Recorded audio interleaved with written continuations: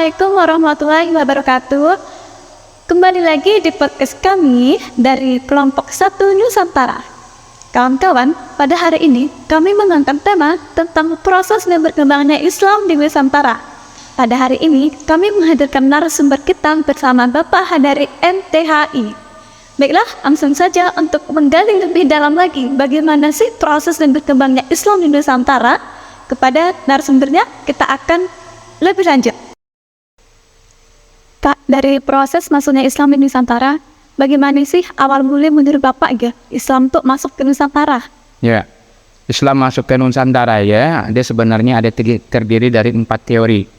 Ada yang menyatakan bahwa teori yang pertama itu Islam masuk ke Nusantara itu berasal dari teori Gujarat. Dikemukakan oleh ilmuwan Belanda itu bernama J. Pitch-Nevel dan didukung oleh Christian Snow Orgron ya, bahwa Islam masuk itu dari dataran India melalui perdagangan di daerah Samudra Pasai melalui dari Selat Melaka. Itu yang pertama itu sekitar abad ke-13 Masehi. Kemudian yang kedua itu ada namanya teori Persia. Jadi teori Persia itu yang mengatakan bahwa Islam masuk itu berpendapat bahwa Islam masuk itu dari Nusantara melalui pedagang berasal dari Persia, bukan dari Gujarat atau India. Persia itu adalah sebuah kerajaan yang saat itu kemungkinan besar berada di daerah Iran, itu Persia. Yang ketiga itu ada namanya teori Cina dari dataran Tiongkok, bahwa Islam masuk ke Nusantara itu dari para perantau Tiongkok. Masyarakat Tiongkok sebenarnya sudah memiliki hubungan erat dengan masyarakat Indonesia jauh sebelum Islam dikenal di Indonesia. Itu ada juga, yang mana dibawa oleh Laksmana Cheng-ho. Itu teori. Kemudian yang teori yang keempat itu ada namanya teori Arab.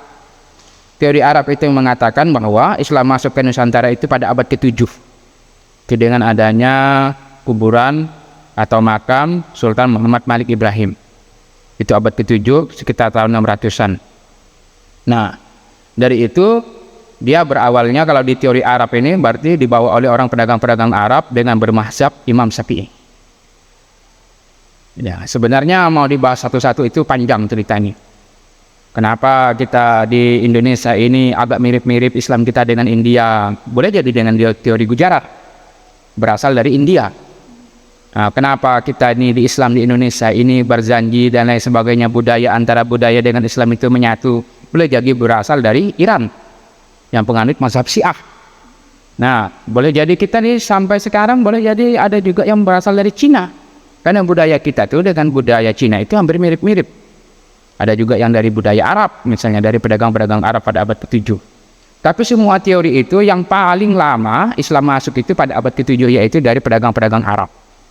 Nah, sedangkan pedagang Gujarat dari India itu pada abad ke-13 Masehi, dari Persia itu abad ke-13 Masehi, sedangkan dari Cina itu ada yang menyatakan dari dinasti Tang itu pada abad ke-7 Masehi.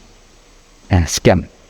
Kawan-kawan, telah kita saksikan podcast kita pada hari ini bersama Bapak Hadari. Semoga apa yang Bapak sampaikan bisa menambah wawasan kita akan proses dan berkembangnya Islam di Nusantara. Sekian, terima kasih. Wassalamualaikum warahmatullahi wabarakatuh.